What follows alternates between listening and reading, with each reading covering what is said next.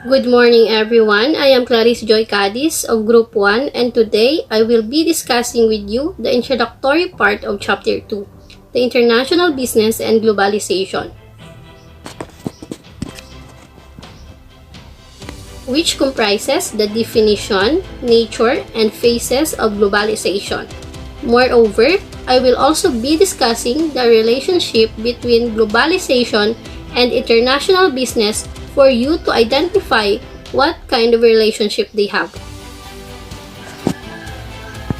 To start, let us first define globalization. Globalization is the close integration of countries and people around the world. When we say close integration of countries and people, it means unification or being united of countries and people for a certain causes, that is, for the betterment of each country. Traditionally, international business has been stressing the economic dimension of globalization. So, even in the past, international business has been giving importance to globalization. Hill defines it as the shift toward a more integrated and interdependent world economy.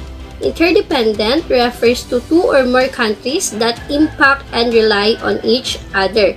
So this means that in globalization, countries do not only do business, but also builds a relationship and rely on each other.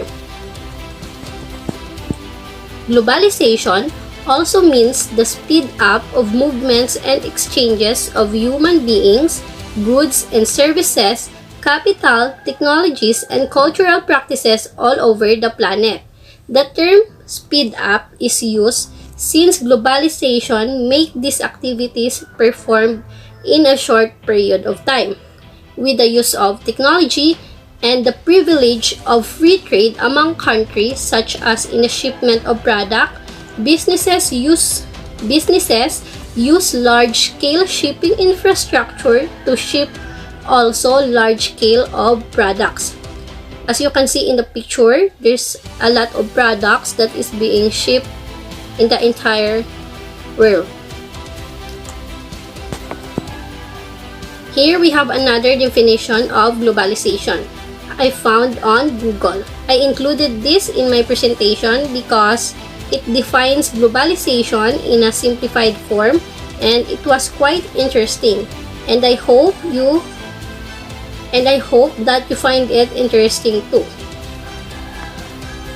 Definition of globalization by Prof. Hadish Khatri, 2015.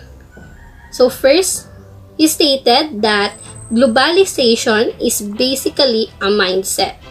It means that globalization is not only a global strategy or a theory, but also a mindset that should be open for global opportunities. The best example of this is as the BSA student who currently studying International Business and Trade course for us to be globally competitive individual. Second is the globalization is an opportunity.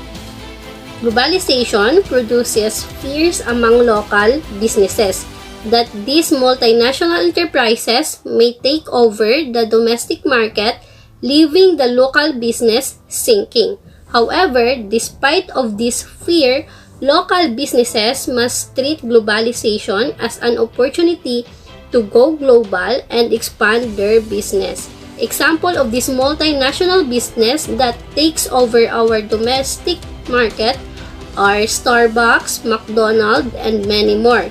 Then an example of our local business that goes global is Jollibee, wherein Jollibee has a lot of international branches all over the world. Next is globalization means interdependence. So here stated that in the past, some countries are enslaved like our country Philippines, and some countries are independent like the Spain that colonized us. However, due to globalization, we were able to negotiate and gain relationship among other countries like the United States, that became our ally, resulting to interdependence in each country. And lastly, globalization means caring and sharing.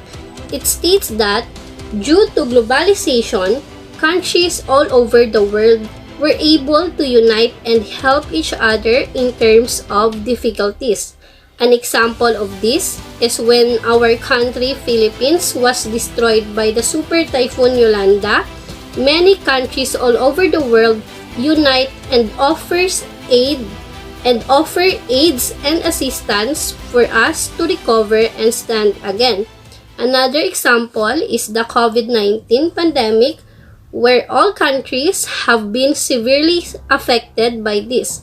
However, due to coordination and unity among nations, useful information about how to deal with these pandemic problems was disseminated effectively in a short period of time, resulting to control in the spread of this virus all over the world. Furthermore, because of globalization, aids or help such as the COVID-19 vaccine were able to reach us in a timely manner. Next is the nature of globalization, which comprises of 6 components. First is the liberalization. Liberalization is the removal or reduction of restrictions or barriers on the free exchange of goods between nations. These barriers include tariffs such as duties and surcharges and non-tariff barriers such as licensing rules and quotas. This reduced regulation decreases the cost, resulting to lower prices. An example of these products are products that come from China. Due to the lower cost of exporting their products, they tend to have lower prices. However, this product may seem to have a social risk. If we notice carefully, the products made in China tend to have poor quality and are easy to break and may seem harmful to people who use them. Next nature is the free trade. A free trade agreement is an agreement between 2 or more nations to reduce barriers to imports and exports among them. Under a free trade policy, goods and services can be bought and sold across national borders with little or no government tariffs, quota subsidies, or prohibitions to exhibit their exchange. An example of this free trade agreement is the Asia-Pacific Trade Agreement or the APTA. It is a new free trade agreement covering a third of the world economy that will eliminate 90% of tariffs among 15 East Asian and Pacific countries and expected to boost intra-regional export by 42 billion. This free trade agreement was joined by 15 East ASEAN Pacific nations such as Australia, Brunei, Cambodia, China, Indonesia, Japan, Korea, specifically South Korea, Laos, Malaysia, Myanmar, New Zealand, the Philippines, Singapore, Thailand, and Vietnam. The third nature of globalization is the economic activity. So here it implies that globalization has a nature of making local business goes global. As I stated earlier, one example here is Jollibee. With over 1,300 stores worldwide, 1,150 of which are in the Philippines, and 234 are situated in foreign markets such as in Vietnam, US, Brunei, Saudi, Hong Kong, Qatar, and Indonesia. Another example is SM Supermall with its 72 and 20 future mall in Philippines. SM has also successfully expanded its business overseas with 7 SM malls in China so far. The fourth nature of globalization is the import and the export system. This simply means that import and export activities takes place thanks to globalization. That is why import and export system has become global in nature. An example of Philippines' main exports are the coconut oil, petroleum products such as crude oil, and semiconductors. An example of Philippine main imports are the refined petroleum, the cars, and office parts such as typewriters, computers, cash register, and ticketing machines. The fifth nature of globalization is the collaborations. So here it means that globalization encourages the process of collaborations among business with a view to secure rapid modernization, development, and technological advancement. As for the last nature of globalization, it is the economic reforms. Economic reforms is defined as the changes introduced by the government to bring an improvement in the economy of a country through various reforms and policies. So, here, it simply states that globalization influences the economic reforms of the government. One example is our country's entry into the Free Trade Agreement, which result in changes in tariffs and taxes. Next are the phases of globalization. The phases of globalization comprises of 4 phases. The first phase of globalization is the trade and the British Empire, which happened in the years from 1830 to 1880. In this phase, ocean transport and railroads were developed and trading companies were established. The second phase of globalization, which happened in the years from 1900 to 1945, was the internal corporation, where electricity and steel were discovered, and this discovery resulted in European and US multinational enterprise domination. The third phase of globalization, which happened in the years 1948 to 1970s, was the end of World War II, when the US helped found the General Agreement on Tariffs and Trade, or known as GATT, and now also known as the World Trade Center. In this phase, also, the US established the Marshall Plan to help rebuild the European economies after the end of World War II. In this phase, Japan brands has also dominated. The last phase of globalization that happened from the year 1980 up to the present was the end of the Cold War.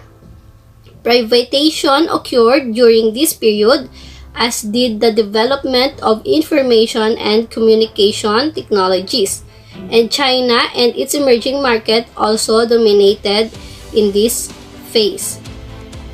As for our last topic, this is the relationship between international business and globalization. Globalization and international business are very interrelated.